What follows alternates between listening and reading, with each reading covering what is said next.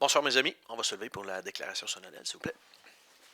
Entourés de nos partenaires, nous nous efforçons que les décisions que nous prendrons ce soir soient les meilleures pour les citoyens d'aujourd'hui et les citoyens de demain.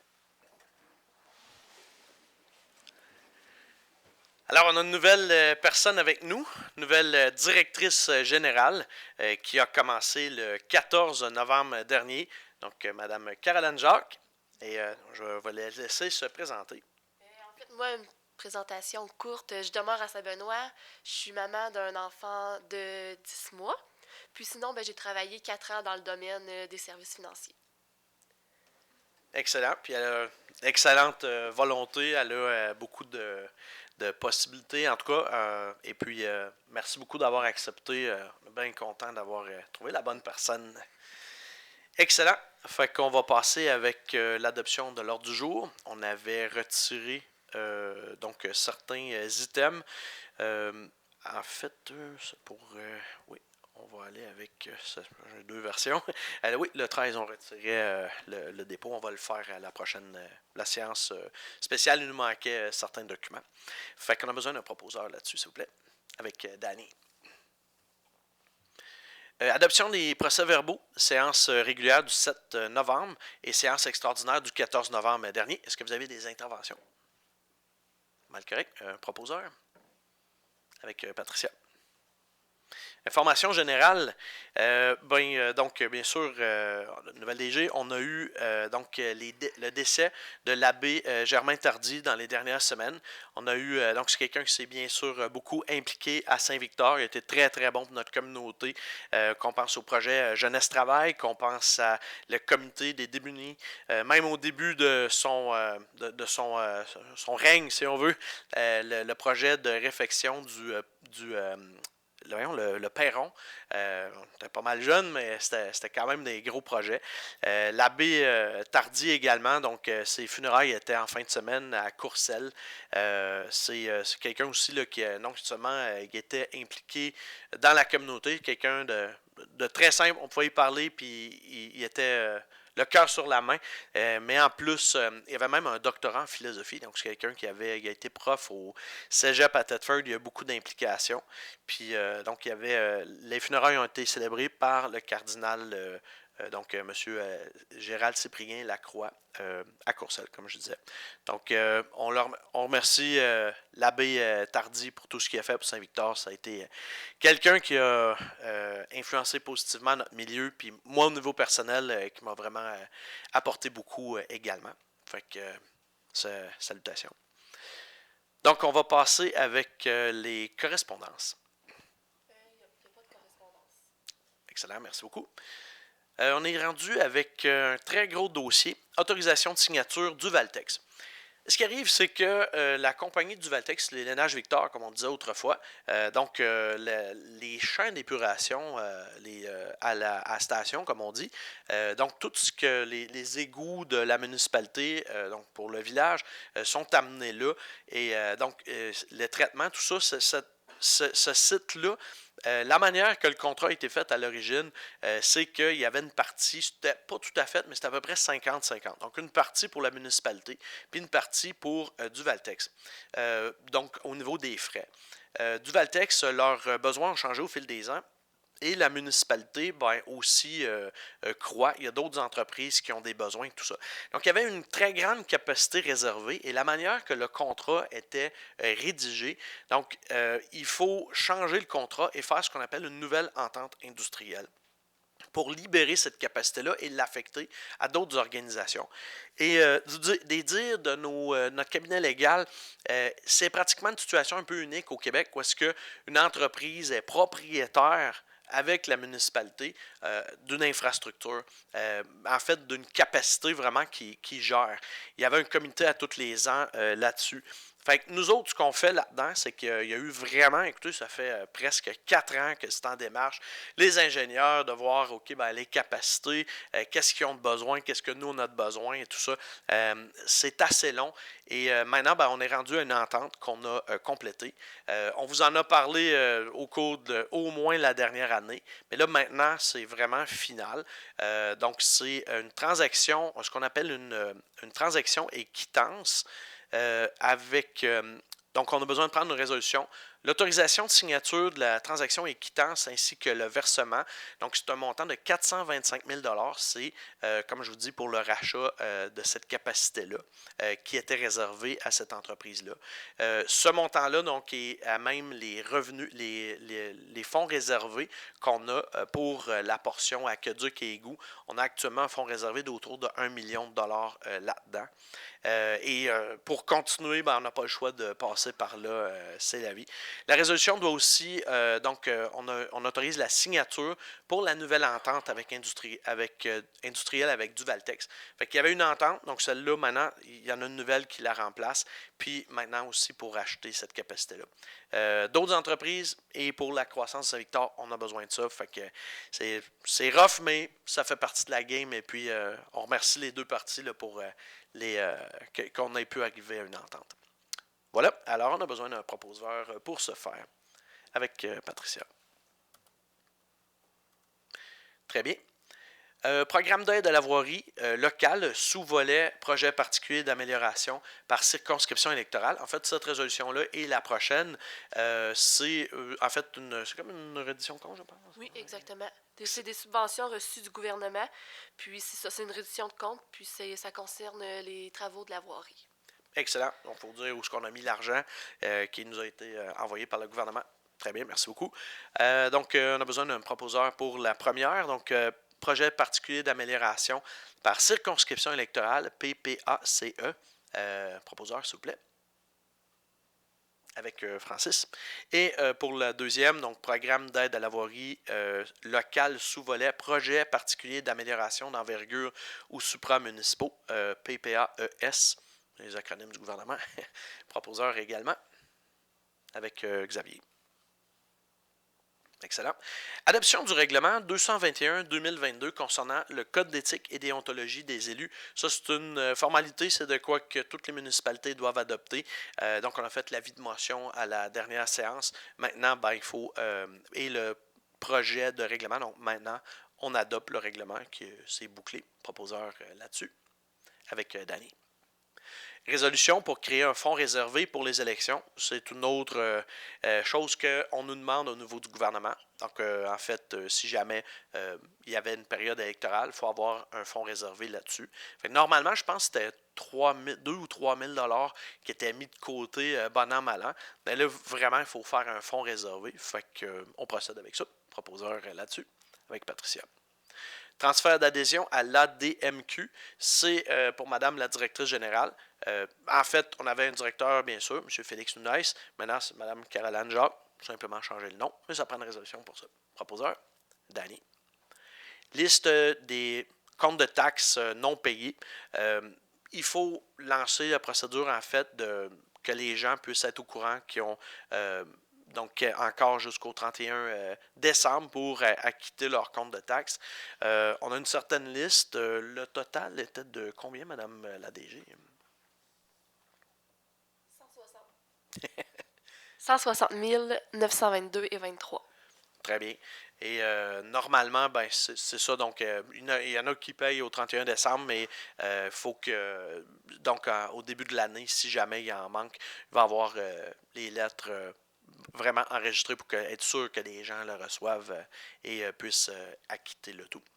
Proposeur là-dessus, avec Francis. On passe à 14, entente paiement de facture de l'arpenteur, etc. pour le lot 4771282. C'est une entente qui a eu lieu, en fait, quelqu'un qui a acheté une bande de terrain dans le secteur du lac Fortin. Et donc, par rapport à la rue, dans l'emprise, on a fait calculer ce qui était nécessaire de conserver municipalement. Et puis, ben, c'est ça, il y a eu une entente parce qu'on avait l'ancien directeur général, la nouvelle directrice générale, donc on n'a pas tout de documenté. Fait qu'il y a eu une entente de gré à gré. Et puis, à ce moment-là, c'est ce qui nous est proposé dans cette résolution-là. À 75% municipalement, je crois bien. Oui, c'est ça exactement. Numéro 1. Parfait. Proposeur là-dessus, avec Patricia. Déviation de conduite sanitaire, rue principale, plans et devis. Donc, si vous allez sur la rue principale, on a la rue industrielle Nadeau. Donc, c'est comme la rue qui continuerait. Il n'y a pas de rue là, qui va être faite pour l'instant. Mais il y a un projet de développement résidentiel dans ce secteur-là, sur, comme on dit, l'ancienne terre des Bernards. Donc, nous, il faut qu'on recentre les canalisations qui passent là. Parce que tout ce qui vient de la rue industrielle Nadeau, ben ça passe dans le clos, là, mais c'est en diagonale, puis tout à gravité, évidemment. Mais qu'est-ce qui arrive? Ben, vu qu'il va y avoir des constructions dans les prochains mois, les prochaines années dans ce secteur-là, il faut recentrer le tout pour pas que ça traverse, pour pas que ça empêche le promoteur de faire ses constructions. Fait qu'on va remettre les conduites. De toute manière, il y avait un remplacement de conduite à effectuer dans les prochaines années là-dessus. Fait qu'on vient profiter de l'occasion pour rectifier le tout puis mettre ça à un secteur où il va y avoir une route éventuellement.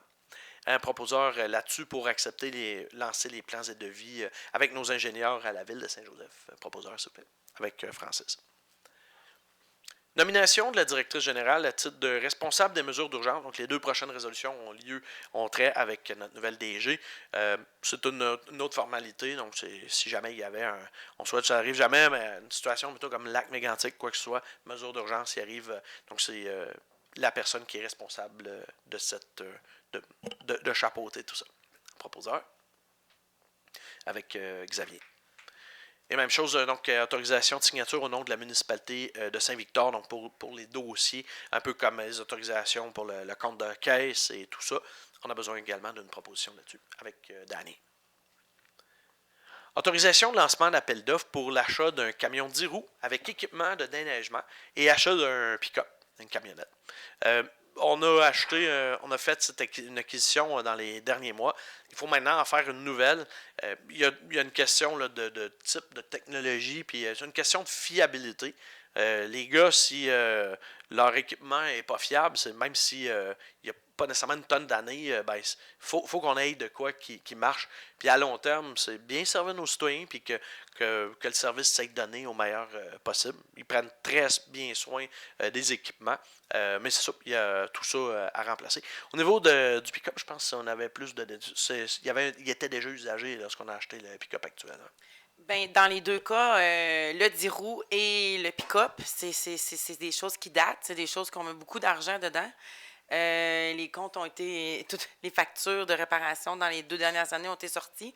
À un moment donné, quand on vient sur le bord de repayer un autre pick-up et un autre 10 roues en l'espace de 3-4 ans, ben, peut-être le temps de le changer. Fait que c'est là qu'on est rendu. On est rendu à les changer. Excellent. C'est clair qu'il faut... Puis il date quand même le pick-up. Je pense qu'il y a 10 ou 12 ans. Il n'y a pas eu une vie si facile, je pense. Là, il était usagé à la base. Puis le 10 roues, c'est ça. C'est pas un camion. Ouais, c'est ça. C'est vraiment question d'entretien. Ça va pas... c'est pas le meilleur. Fiabilité, ouais. c'est ça. On avait fait ça un premier mandat avec la rétro-caveuse. On avait vraiment beaucoup de frais de réparation. Fait que, plutôt que ça, des fois, on n'a pas le choix. Fait que c'est un peu ça. Et puis, on lance l'appel d'offres. Puis, c'est pas demain matin qu'on va avoir ça. Là. Normalement, ça peut prendre 1 an, même un peu plus, pour commander un camion. Fait que si on veut que le personnel ait ce qu'il faut, il faut lancer le processus maintenant. Proposeur là-dessus? Avec Patricia. Renouvellement de contrat, assurance MMQ, c'est pour ce qui est habituel. La MMQ, c'est la mutuelle des municipalités du Québec. Maintenant, on appelle ça le fonds municipal. Et c'est ça, on a un très bon deal avec eux autres. Normalement, c'est même quand ils ont trop d'argent, ils font des ristournes de municipalités membres. Puis c'est quand même, on est gagnant là-dessus. Fait qu'on a besoin de passer une résolution pour renouveler le contrat avec eux. Proposeur, avec Francis. Excellent. Pour le point prochain, je demanderai à M. Francis de se retirer de la table considérant ce dossier, s'il vous plaît.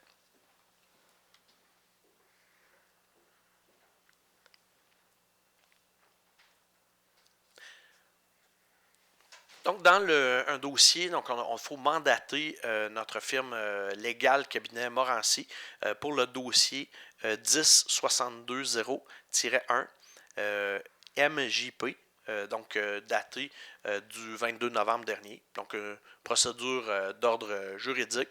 Et donc, c'est pour ça qu'on demande à Francis de se retirer parce que c'est lié par question familiale. Ça peut tout nous arriver. Alors, on a besoin d'un proposeur là-dessus avec Xavier. Très bien. Vous pouvez, s'il vous plaît, dire à monsieur de revenir. Oui.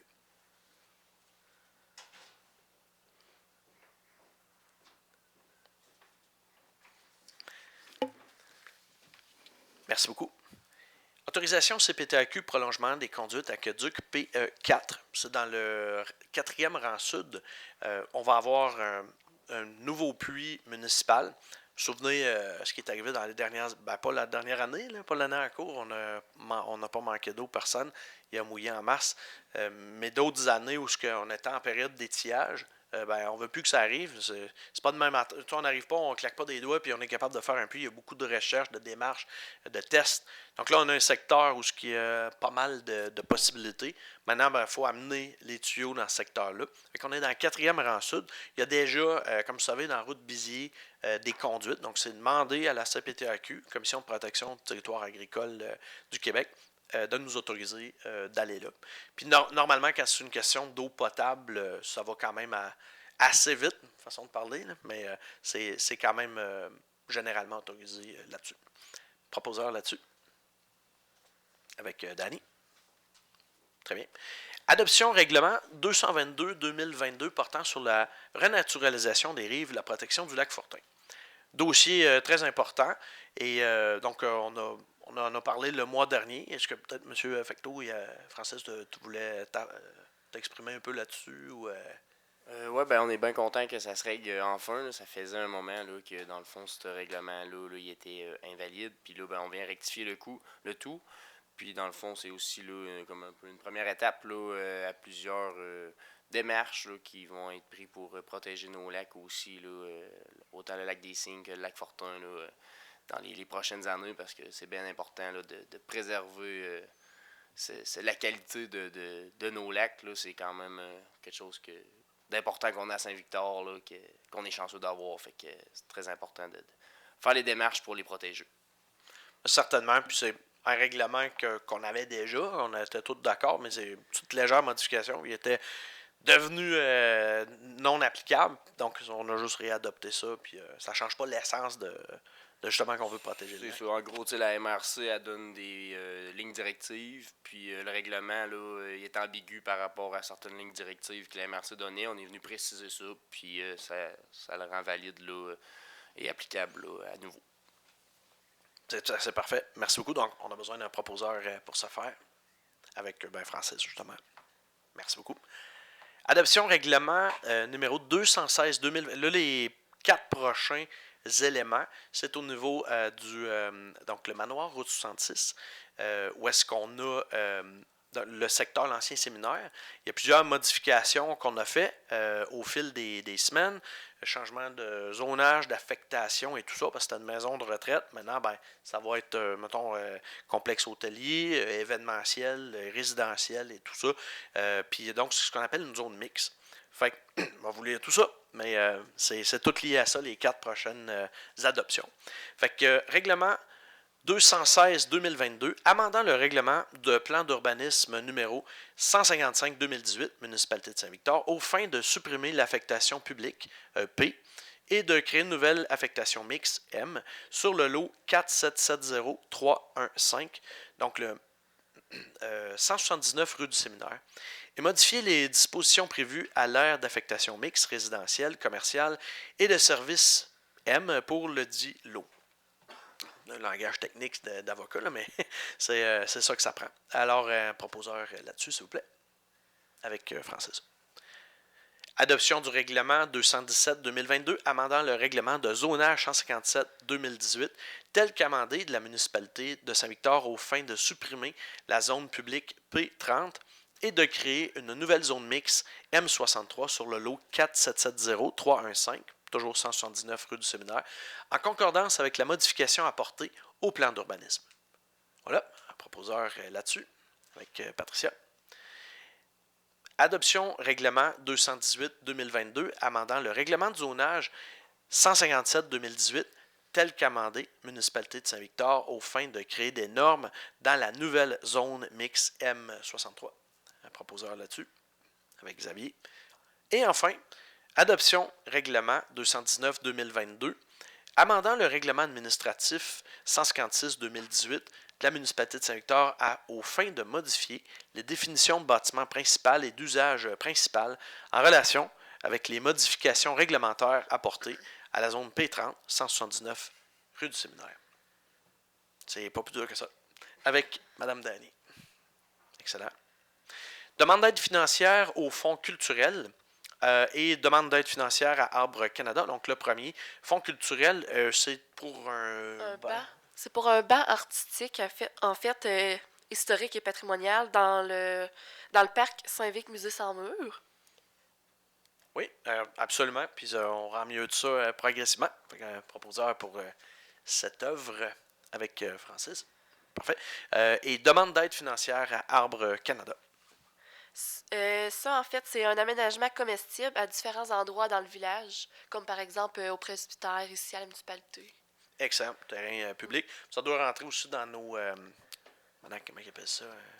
Pas les floralis, là. Les fleurons. Ça doit rentrer là-dedans, j'espère bien. Ouais, parfait. Avec un proposeur là-dessus, du côté de Xavier. Parfait. Mais justement, on est rendu avec Xavier pour Services, loisirs et tourisme. Rapport des élus, dossier des élus, rapport des activités.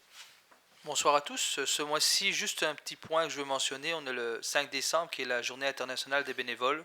Fait que je veux souligner l'ensemble des actions, des activités réalisées par nos bénévoles à Saint-Victor. Donc félicitations à tous. Et puis c'est une richesse de vous avoir et de nous aider dans toutes les démarches et les loisirs et les événements culturels. Enfin, tout ce qui se passe autour à Saint-Victor. Voilà. Merci Xavier. On est rendu avec Dany pour la politique familiale. Comité consultatif scolaire. Bonsoir tout le monde. Donc, moi, ce que j'aimerais dire, c'est la semaine prochaine, on redémarre la création du nouveau comité consultatif scolaire à l'école avec, entre autres, le professeur Johanna Clich. Donc, on sera là, moi et Jonathan.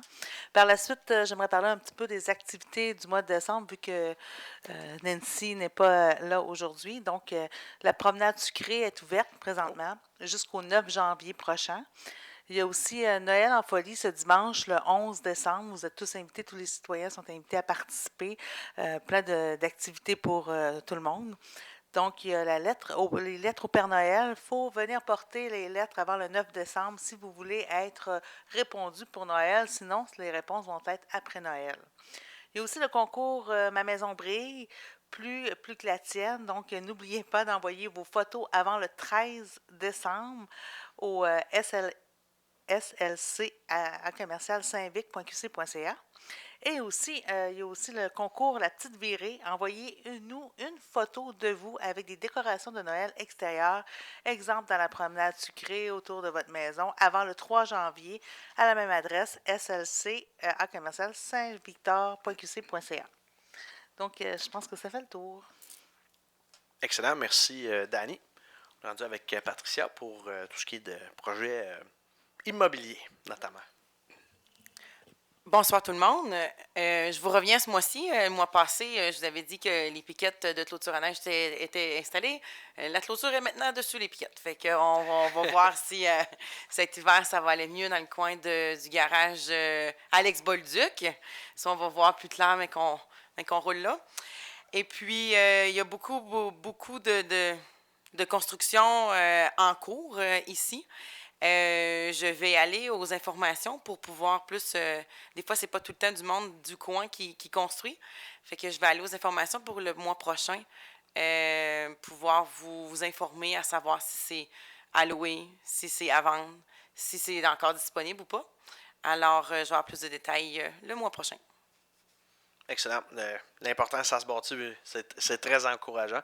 Puis encore bravo pour le MTQ. Si on ne le demande pas, on ne l'a pas. Sécurité est bien important. Merci beaucoup, Mme Patricia. Avec M. Francis pour le CCU et les lacs. Oui, parce qu'il y en a du CCU, il n'y a pas eu de demande ce mois-ci.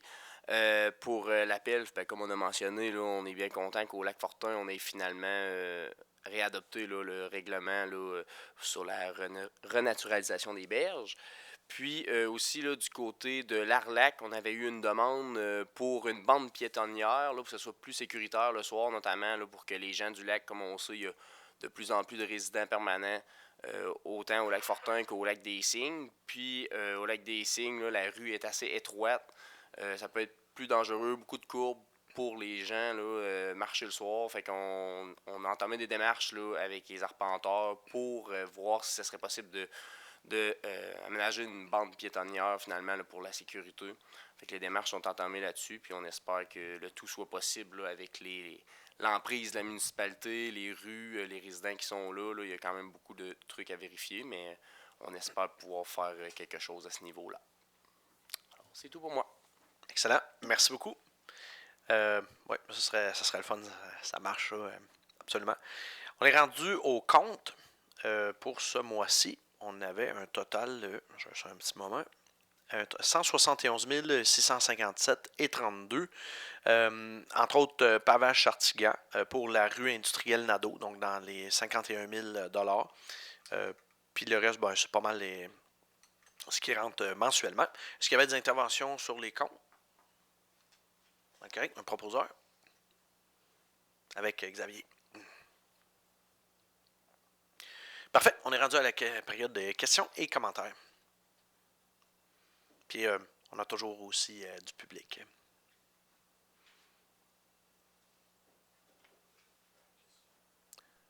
Oui, monsieur... Bon. Monsieur Fecteau. Oui, Sylvain Fecteau, je me présente, Sylvain Fecteau. C'est au sujet de... Nous, on a fait un achat d'un terrain au Lac-Fortin. Et puis, on s'est fié à la municipalité avant de faire notre achat pour faire nos démarches concernant une dérogation qu'on a demandée. Et puis, la dérogation a été acceptée par la municipalité, mais la municipalité ne nous donne pas le permis de lotissement. Et je me demandais pourquoi, vu que c'était une juridiction municipale, que la MRC ne nous donne pas le permis de lotissement, puis que la MRC a été mise au courant de ça. Je ne comprends pas pourquoi que la MRC s'implique dans des choses que c'est des juridictions municipales. C'est ma question. Pourquoi la MRC s'implique là-dedans? Actuellement, c'est pour ça qu'on mandate au niveau cabinet légal pour pouvoir nous accompagner à voir qu'est-ce qui doit être fait ou c'est quoi la méthode là-dedans. On a eu du changement de personnel de part et d'autre. Mais je vous garantis qu'on veut que les projets aillent selon les règles. Il y a beaucoup de règles, mais on veut que les projets se matérialisent. Puis on sait qu'en plus, vous avez fait vos devoirs au départ. Là. C'est pour ça qu'on mandate le tout. Puis on veut nous aider à ce qu'on voie clair là-dedans, qu'on ait les bonnes réponses. Puis qu'on vous revienne avec ça, absolument. Oui. Mais en dépit d'avoir fait mes devoirs, ça n'a pas fonctionné quand même. Là. Je suis d'accord. C'est difficile à accepter. Là. Nous autres, c'est sûr qu'il y a des affaires qu'on peut passer au conseil. Les permis, c'est pas le conseil qui les donne. Fait que c'est la mécanique. Qu'est-ce qui peut avoir bloqué? Puis là, actuellement, de ce que je sais, il n'y a pas eu de refus. C'est que ça prend plus de temps que prévu. Puis est-ce qu'il y a une procédure supplémentaire nécessaire ou non nécessaire? C'est ce qu'on vérifie en ce moment. Mais une chose qui est certaine, on veut que les projets marchent. Puis qu'en plus, comme je vous dis, on sait que vous faites les affaires comme il faut. Je n'ai pas le détail du projet, mais je veux dire, c'est de quoi de normalement. J'espère qu'on va avoir les réponses rapidement. OK. Parce que probablement qu'on n'aurait pas fait le projet si on aurait été bien conseillé par la municipalité. Là. C'est là qu'il y a le hic. Là. On a fait notre projet avec la collaboration de la municipalité, mais si on l'avait pas, si on avait eu les bonnes informations de la municipalité, on n'aurait peut-être pas fait le projet. Là. C'est pour ça, encore une fois, M. Fecteau, comme je vous dis, le fait d'avoir un cabinet légal qui nous accompagne là-dedans, on va voir la procédure, on va voir la mécanique. On a notre nouvelle directrice générale qui pilote un peu le tout. C'est d'ordre administratif, c'est pas le conseil qui prend une décision là-dessus. Mais on veut que ça sait ce qui doit être fait, qui s'est fait. Ça, on a comme une supervision là-dessus, mais dans le sens que normalement, ça devrait aboutir. J'espère en tout cas, comme je vous dis, que ce qui aurait dû être fait soit fait. Puis on vous revient dès que possible là-dessus. Merci. Merci beaucoup. Est-ce qu'il y avait d'autres questions ou commentaires? Ça fait pas mal de tour.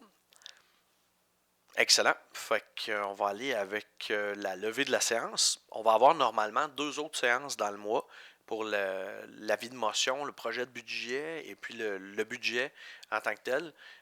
Fait que c'est, je pense, lundi et ensuite l'autre semaine d'après, ça va être le mardi parce qu'il y a un délai de 8 jours de ce qu'on nous avait dit. C'est sûr, mais ça va être affiché normalement sur le panneau et sur le site web de ce que prévoit la mécanique légale. Ça vous convient? Et on a besoin d'un... Malheureusement, Nancy n'est pas là. On va avoir besoin d'un proposeur pour la lever avec Patricia. Fait que c'est la dernière séance avant les fêtes. Je souhaite une séance mensuelle. Je souhaite un très bon temps des fêtes. La santé, puis on se revoit en début 2023. Chers amis, merci. Excellente soirée.